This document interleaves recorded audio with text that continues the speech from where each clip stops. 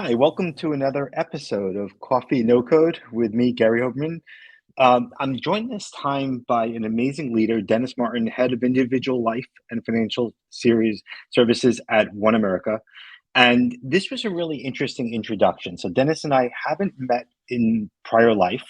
My team had met with Dennis and his team, and they said, you have to meet Dennis because Dennis's views on leadership and how he's grown as a leader and leading the company are things that were very near and dear to my heart.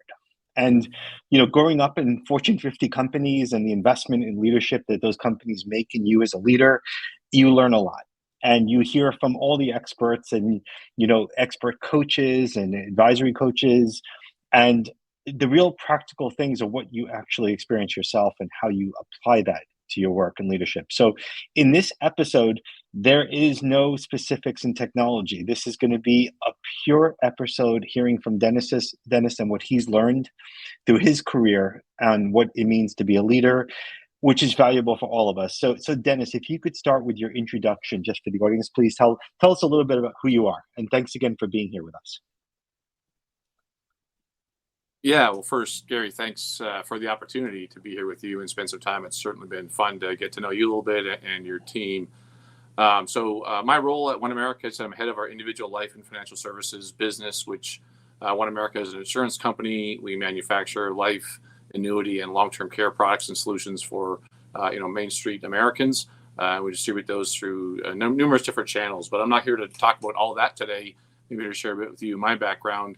It's been a journey for me. I started in this business as an actuary 30 some years ago. I won't give exact numbers, but I started on the side of the business, and it's been an incredible journey. And I've been so fortunate all along the way to get to the opportunity I have in front of me today and to talk with you today. So that's a little bit about me. I'm happy to share more as we go through.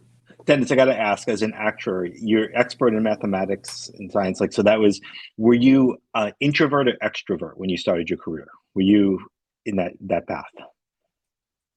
How would you describe it? So a great question. I was actually we had a leadership meeting yesterday, and we had a question on, something someone might not know about you. And one of the ones is, when I first started my career, when I was sort of much younger person, I was extremely shy. I don't know if I was entirely introverted, because I always do tend to draw energy from people, but I was very shy and probably cautious about sharing my views when I first started out as a young actuary and just in general in business. That's awesome. And so Dennis, with what you've learned over the years, I'd love to jump in and say, when my team reached out, it was all around your aspect of how do you basically take on more than you can, achieve more than you can, and really believe in yourself. And I'd love to hear a little bit about what you've learned. We'll jump into that, and how you learned it and came to that conclusion would be great. So there's probably some different. I'll maybe start with the most recent. No, I'll go back a little bit more. So a couple things I would just say. I always started on the technical side of the business, and I've really been one that always wants to understand how things work together. So the knee bone and the thigh bone, how do they connect? Not just technically, but as you get involved in business and why things happen the way they do, and not just what I do, but what happens downstream, what happens before it gets to me. So I've always been this person to make sure I want to know how things work together. And I would say, Gary, early in my career, that ability and curiosity is what I kind of think really helps you young. If you're young and kind of shy, introverted, your curiosity and coupled with your acumen, you can really build confidence in what you know. And that allowed me to overcome a lot of my initial, I'll say, shyness or uncertainty, because I had confidence in what I knew. And that allowed me to now, put myself more out there into the marketplace, because I was talking what I knew to be certain. And I think if you're an analytical, and I'm in a Myers-Briggs scale, I'm that NT in the middle. What you know is always something you can be confident in. It's when you get outside of that. So the more you know, the more prepared you are, I think, to at least kind of build your other skills early in your career. So that was certainly something I did early, was really be curious. And I was actually told by a mentor early on that the best tool you can bring to work when you're young and trying to understand things is a pair of running shoes, so you can get out and get around the building and learn what other people are doing around you. So don't just stay in your desk and it doesn't all come to you. Sometimes you have to go find it. So for me, that kind of curiosity and I'll say just basically passion or caring wanting to understand really kind of drove me to get that first level of elevation to go from, smart, introverted, shy person to having confidence and go talk to people on that front. And I'll say one more thing. I don't want to ramble, but I was given this great advice young. If you want to know how something works, just go ask somebody. Most people are extremely flattered to be asked, and you care enough about what they do, and they will share so much more than you would ever imagine willingly because you care. And little things like that have really served me well from the very beginning of my career. I like that. Go ask someone. Put on running shoes. Go ask someone. My favorite question is always why. Like people, if you ask why enough of the times, you get to the heart of the matter as to why things are the way they are. Yeah. And a lot of times, it's not the answer we want to hear, right? In regulated markets like we've grown up in, a lot of times the why is just because that's the way it's been done, and no one wants to touch it or change it or drive the change. But I like that. Put on running shoes. Um, the other thing I've heard a lot, Dennis, and what I believe and I tell my kids is be uncomfortable because that's where you learn the most is when you're that uncomfortable and in that state.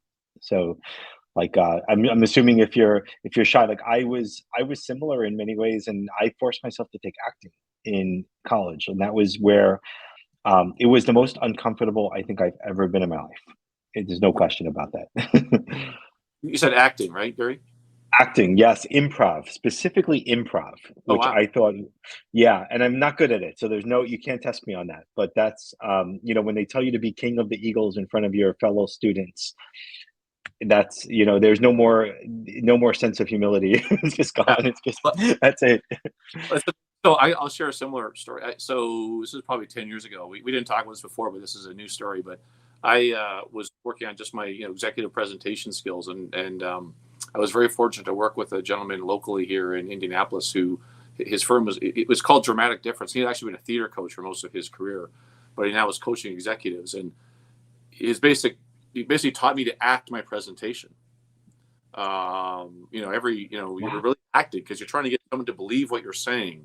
It's the old people don't remember what you said. They remember how you made them feel, right? There's that whole kind of context. And so you're trying to make people feel in a presentation. So he gave me tips and tools on enunciation and how to deliver lines and but how to just prepare for it and hold your body like an actor. He had a whole thing around it. So I thought it was a very interesting paradigm for me that in many ways in business, you're kind of always acting, right? But of course, we can all act much more efficiently when it's in line with our values and our objectives and our passions, but you're still sort of acting. And it was just a kind of a veneer. And it was really helpful for me in that time to really kind of change my paradigm a bit and kind of get over my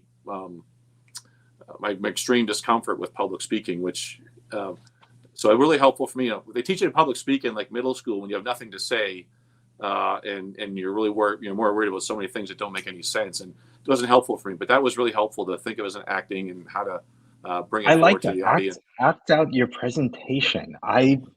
I've never heard that, but I got to tell you, that's new. And I'm trying to picture, I guess in many ways, when we're doing a pitch, that's what we're doing. But taking it up to the level acting is new. That's really cool. That is very cool. And Again, just kind of real time, but I'll just add one more thing to that, Gary. Is the thing about acting when it's done best is it's 100% authentic and it seems real. And that is where I think the magic comes in when you're in business and presentation. If you really take the time to get it down and get comfortable with what you're saying and what you want people to feel, it's going to come through so much.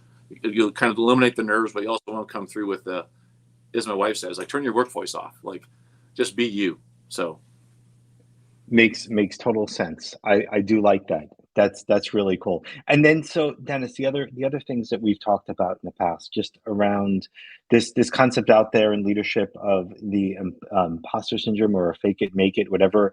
Like like what is your theories on that? Tell me what have you learned and what's your perspective? well, sort of the genesis of us being here today was I guess a process that I've been going through for the past 6 months, and I actually posted a video on this forum or LinkedIn a few months ago. But for me, I've been very fortunate. I've gotten to this role in a little bit of an unexpected way. Like I'm in the job, I'm literally in the job that I would have said I wanted 25 years ago. I was preparing myself for, but I got it a little sooner than I expected in a sense. And I won't go through all that, but I really this is great. I'm in the job. And for the first couple of years, things were going great. And when everything's going up and to the right in terms of sales growth and profitability, everything is easy, up and to the right, meaning positive.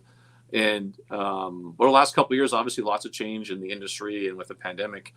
And as I really was trying to figure out how to navigate that, I'll say for the first time in my career, I kind of felt like I didn't have all the tools that I needed to do the job that I'm in. And that sounds, actually, I'm very fortunate that way. But I've always kind of had this imposter thing too, Gary, where, I'm lucky, I'm so fortunate. When's the other shoe going to drop? And I've had my own ways of coping with that. And those ways were sufficient up until that point. And then last year, I really found myself finding that I couldn't solve it for myself. And what am I going to do about that? And so I was really fortunate that my company, and we found a way for me to go into this executive development program. And the things I kind of learned there were probably first and foremost, you can't do it alone. Kind of let your guard down and become aware of what you need to do to help yourself. And I got some feedback and coaching going into that I needed to improve my emotional intelligence. And at first I was sort of insulted because I care. I'd probably want to know how you're feeling. I'm very sensitive that way, I felt like. But what I discovered through that process is it wasn't so much that I needed to know how you're feeling. I really wasn't very intelligent about how I'm feeling and how I'm handling those emotions. And I sort of had this, I know I had this habit where, I'm a Gen Xer, so I would hear things like, don't let your emotions get in the way. And what I know I was doing is when I would start to have an emotion or a feeling, I would just right away just start going to my brain and try to solve the problem, push the emotion away. And one of the things I've really been spending time on is, as I am feeling, stop and catch it and understand it and learn what you're feeling. And then also figure out how you integrate that into your response. And I've had a little saying I developed, feelings are facts. It's helped me as an analytic. Your feelings are facts. You're feeling them. They're in your body. They're affecting your brain chemistry, literally in the moment. Understand them and pause a bit to figure out how you integrate those the right way and use them, as opposed to just ignoring them, because otherwise they just kind of grow and they come back. So it's really helped me slow down, think a little bit more, think a bit differently. I'm a pretty big believer in gut instinct. And so that's part of your gut instinct. And if you're ignoring it, it can't just be intellectual intuition. There's also this other gut instinct, I think, as a leader. And the further you get up in any kind of organization, the less, you're always going to have imperfect information, but the more you get up, the more ambiguous it can be. And you got to figure out what you're following and just stay centered on that. And your emotions are a huge part of that. Your brain can't do all the work. I like that. And the EQ scale is critical. They say is one of the most important things for any leader is just understanding that. And it's interesting. So I remember, Dennis, there was one point in my career also where I was given feedback, and feedback to me is always valuable because it's someone's perception, and if it's real or not, it's what their perception is. So you have to accept that. And I think a lot of people react negatively with the feedback, and they're like, "Wait, what do you mean? Of course I'm emotional. Of course I care." And like, but the reality is, someone else had a perspective different than us, right? They saw something different than we did.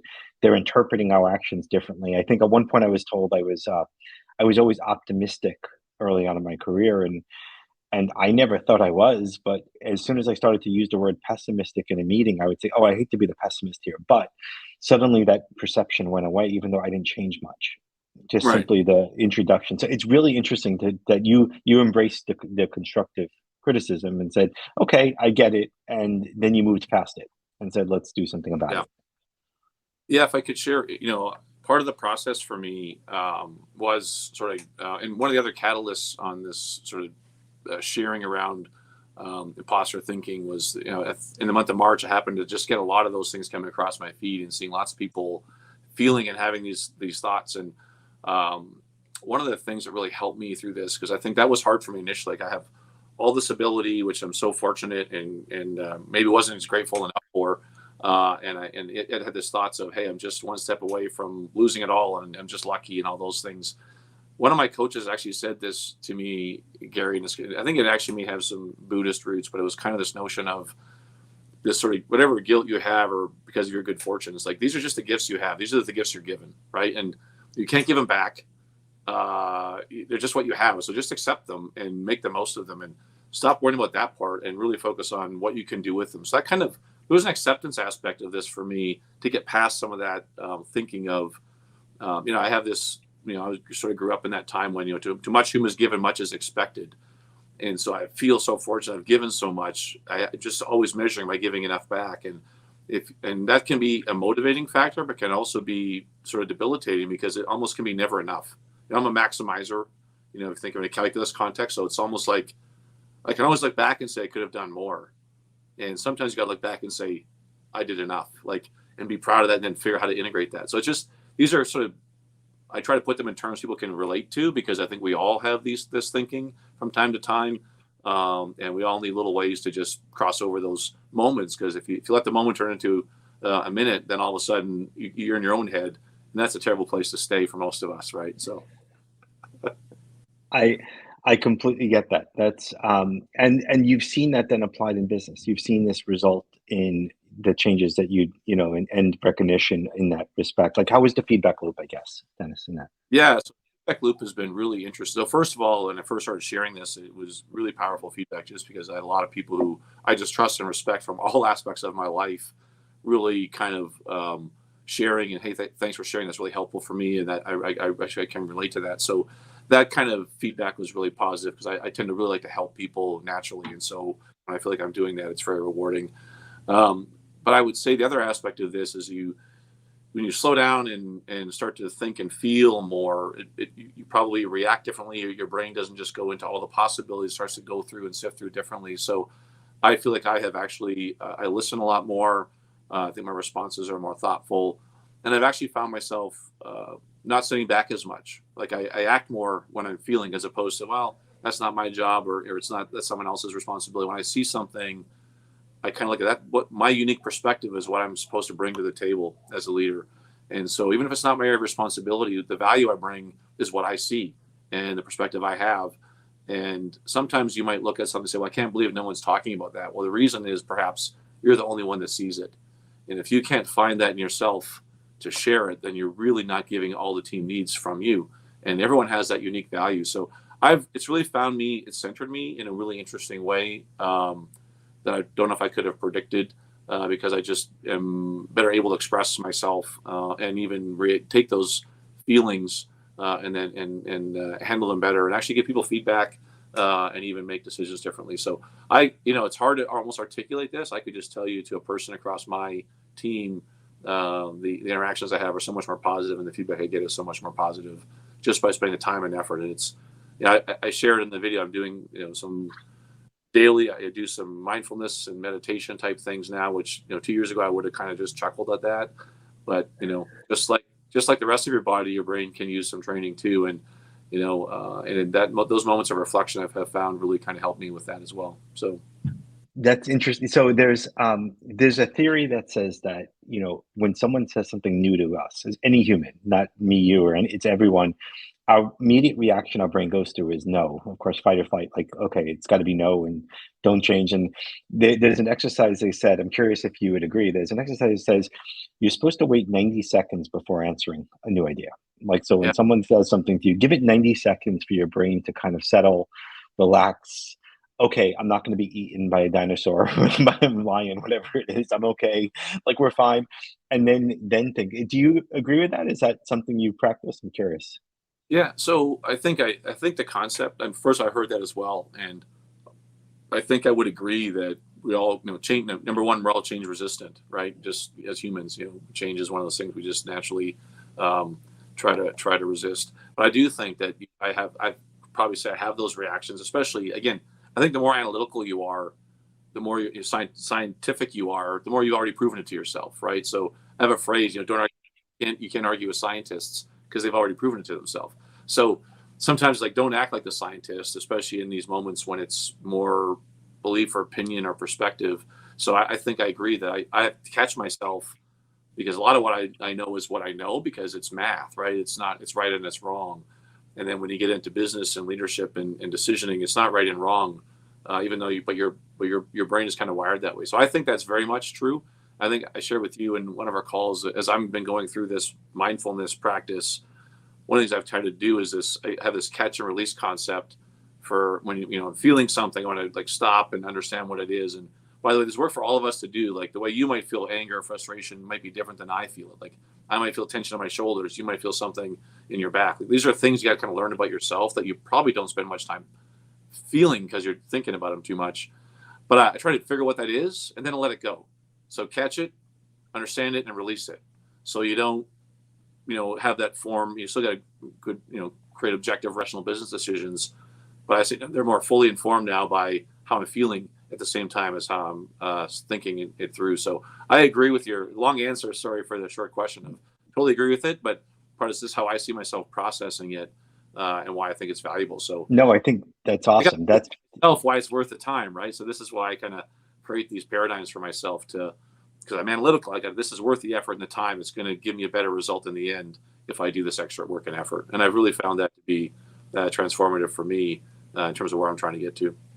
that's amazing. Any books that you'd recommend? What is your favorite books you like to read? Enjoyment, or even just around behavioral psychology? Because I think the references to the 90 Seconds is from behavioral psychology books, which is interesting. You've read that as well. Yeah, well, I don't think I've read that. Well, I've probably read. I feel like I've read every book at least. Management books for me, I read about the first half, and then I feel like they're kind of beating it to death. But the last book I read around this was Raising Your Emotional Intelligence, and it's been around a long time, and actually pivoted more to an app, a different kind of app now because I found it. Analog is not as much fun as digital to have these things. That kind of prompts me along the way. Other books, I tend to be, I'm all over the map these days. I just read, I think It Takes What It Takes, which was, oh goodness, the names escape me now. Russell Wilson, quarterback for the Seattle Seahawks, and his coach or his agent or advisor or performance coach. So I listen to different kinds of things. That was a really helpful one for me. I have a couple other, I'm reading a different one. It's a social book now, probably social commentary called Deaths of Despair. So kind of making me think about some different things. So yeah, but I tend to kind of be all over the map. I don't read much, actually, mostly an Audible guy. That's really funny. So we're exactly the same. I was definitely. I'm not pick up a book. I'm listening to Audible and do it while walking, do it in the car. It's funny because I could picture the pages in my mind when I'm doing it, which is interesting Yeah. because I guess we're still centered to read. So, but it's that's interesting. That's very similar. That's awesome. So Dennis, like any other last minute, like what other advice might you share, or any of the last minute, or you could say favorite movies, anything else you'd like to end with? This has been an amazing conversation. There's no Yeah. question here, like from a leadership point of view, this is more valuable than all those years I did in corporate world and getting those lectures and lessons as to how to be an effective leader. But Yeah. Well, I don't know. I didn't sort of practice a close. I think I just, when I come back to this, how we started on this for me, I did this post and it was really kind of around this, don't be the imposter and be more. And, that part of my story there is, the imposter isn't the person you think isn't good enough. It's actually the person when you show up not as good as you are and don't put your whole self in the room and don't find your way to really deliver all the value that we need. That's the imposter. So how do you find your way through that and be more and be all you can be? And as a leader, I need to be all I can be for my executive team, which I'm part of, which I'm accountable to, but also for my team that I lead that I'm accountable for, and really kind of be all of that. And this, and we all know this, talent is certainly not as plentiful as we need. And so what we also need to focus on how getting the most from each and every team member. And I think by kind of working through these kinds of things, this is how you really can embrace these concepts that get into the power of diverse thinking and different perspectives, is really making room for everyone and helping them find that. I'll say the word courage. I think that's a word that's kind of come up as I've gone on this journey over the past couple of months and talked to people. People want to say you should be more confident. You should have more confidence. And one of the paradigms I've got for myself is I'm actually pretty confident in who I am and comfortable. It's really the courage. It's courage I need, not confidence. It's courage to actually present that person to the world and to the extent it may not be congruent with what I've done in the past, push it out there and find a bit of courage to just take that next step. And it's obviously a journey for all of us. And I for me at least, taking a moment to pause and think and create some paradigms for myself around those kinds of emotional aspects have been super, super empowering for me. And I would encourage everyone to take the time for yourself, first and foremost, but also as a leader, we need the most we can get from everybody, and I'm committed to trying to find that path forward for everyone that I can. that's amazing. Dennis, that's amazing. And I really, again, I appreciate so much you joining us here. Appreciate being a partner and just sharing your life lessons and career lessons here, because that's the most valuable for everyone. So I appreciate that, and just thank you again for coming on the show and for everything you do. Thank you, Dennis. Thanks. I'm going to be And looking for your posts, looking for more of your posts in LinkedIn, because that's really what it's all about, is sharing. And that was amazing to yeah, see your last post. it's not my day job, but I definitely feel like I'll here and there as I feel that they're going to help people. So I appreciate the opportunity, Gary, and look forward to meeting you in real life someday. I'm sure Yes, I've had. yes. No, thank you, Dennis. Thank you again for joining Awesome. us. Again, pleasure. Thank you. Thank you, everyone.